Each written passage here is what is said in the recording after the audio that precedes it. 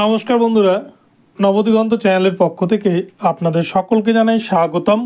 তো বন্ধুরা, এখন আমি আপনাদের সাথে এই ভিডিওতে যে বিষয় নিয়ে আলোচনা করতে চলেছি সেটি ভীষণ একটি গুরুত্বপূর্ণ বিষয়।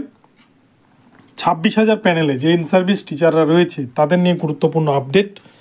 তো 26,000 প্যানেলে যে ইন সার্ভিসরা রয়েছেন তারা সম্পূর্ণরূপে সেফ। গত 19 তারিখে শুনানিতে কিন্তু এমনটাই বোঝা গিয়েছে পরিষ্কারভাবে প্রধান বিচারপতি সঞ্জীব খান্না স্যারের কথায়। তো এখানে কোন ইন সার্ভিসদের কথা বলা হয়েছে এবং কারা এই 26,000 প্যানেলে সেফ, এই পুরো প্যানেল বাতিল হয়ে গেলেও কাদের চাকরি বহাল থাকছে, সম্পূর্ণ এই ভিডিওতে বিস্তারিত আলোচনা করতে চলেছি। আপনারা সম্পূর্ণ ভিডিওটি দেখুন, ভিডিওটি আপনাদের জন্য ভীষণ ইনফরমেটিভ হতে চলেছে। তবে তার আগে বলি, যারা প্রথমবার চ্যানেলটি দেখছেন আপনারা অবশ্যই চ্যানেলটিকে সাবস্ক্রাইব করে দেবেন। তো চলুন আমরা মূল পর্বে ফিরে যাই।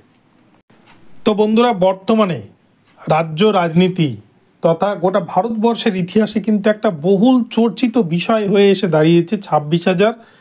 পশ্চিমবঙ্গের যে 26,000-এর যে প্যানেল 2016 যে রিক্রুটমেন্ট প্রসেস, যেটা কলকাতা হাইকোর্ট বাতিল করে রেখেছে, সেই রিক্রুটমেন্ট প্রসেসটা কিন্তু একটা বড় চ্যালেঞ্জের বিষয় হয়ে দাঁড়িয়েছে এবং বিভিন্ন মহলে কিন্তু জোর কদমে চর্চা চলছে। এবং গত 19 তারিখে সুপ্রিম কোর্টের যে শেষ পর্যবেক্ষণ, সেই শেষ পর্যবেক্ষণে কিন্তু বহু তথ্য উদ্ধার হয়েছে এবং সেখানে কিন্তু প্রধান বিচারপতিদের কথা থেকে অনেক কিছুই স্পষ্টভাবে বোঝা গিয়েছে। তো এই 26,000 প্যানেলে আপনারা দেখেছেন গতদিনে কিন্তু শুনানিতে অনেক বিষয় উত্থাপন করা হয়েছে।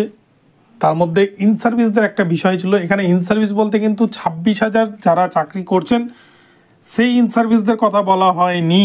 এখানে ইন সার্ভিস বলতে বলা হয়েছে যারা অন্য কোনো চাকরি ছেড়ে, যেমন প্রাইমারি হতে পারে, গ্রুপ সি, গ্রুপ ডি, অন্যান্য ডিপার্টমেন্টে চাকরি হয়তো হতে পারে, সেগুলো ছেড়ে এসে তারা যখন এই 26,000 প্যানেলে জয়েনিং করেছিল সেই ইন সার্ভিসদের কথা বলা হয়েছে যে তারা যেহেতু অন্য চাকরি ছেড়ে এখানে এসে জয়েন করেছিল, তাহলে তাদের ভবিষ্যৎটা কী হবে।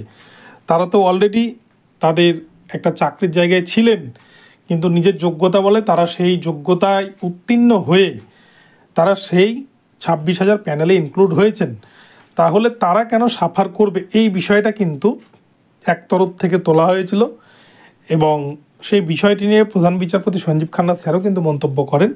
এবং সেক্ষেত্রে বিচারপতির কথায় যেটুকুটা বোঝা গিয়েছে যে যারা 26,000 প্যানেলে চাকরি পাওয়ার আগে যারা অন্য কোনো সরকারি চাকরির সাথে যুক্ত ছিলেন, অন্য কোনো সরকারি চাকরি ছেড়ে এই চাকরিতে জয়েন করেছেন, তাদের কিন্তু চাকরি বহাল থাকছেই, তাদের কিন্তু চাকরি বাতিল হচ্ছে না।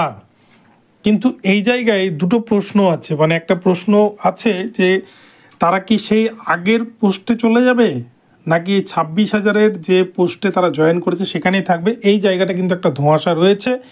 তো এই জায়গাটা আশা করি এই 7 তারিখে পুরো ক্লিয়ার হয়ে যাবে।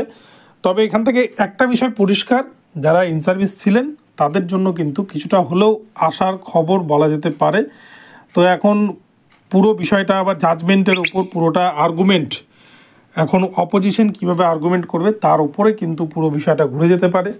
তো আগামী 7 তারিখ ভীষণই গুরুত্বপূর্ণ একটা দিন, হয়তো ইতিহাস তৈরি হয়ে যেতে পারে গোটা ভারতবর্ষের ইতিহাসে, গোটা সুপ্রিম কোর্টের ইতিহাসে।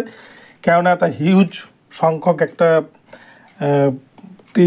টিচারদের জীবন, যারা চাকরি করছেন 26,000, যেখানে প্রায় 30 লক্ষ মতো পরীক্ষার্থী ছিল, তাদের সমস্ত ওএমআরকে কারচুপি করে এখানে কিন্তু বিপুল একটা দুর্নীতির ইঙ্গিত পাওয়া গিয়েছে সুপ্রিম কোর্টে। তো যাই হোক, কী হয় 7 তারিখ সেটাই দেখার। তবে আমি বলবো যারা ইন সার্ভিস ছিলেন আর যারা কোনো চাকরি ছেড়ে এসেছেন, আপনারা আপাতত নিশ্চিন্তে থাকতে পারেন, আপনাদের কিন্তু চাকরি হারানোর এই ভয়টা কিছুটা হলেও কম।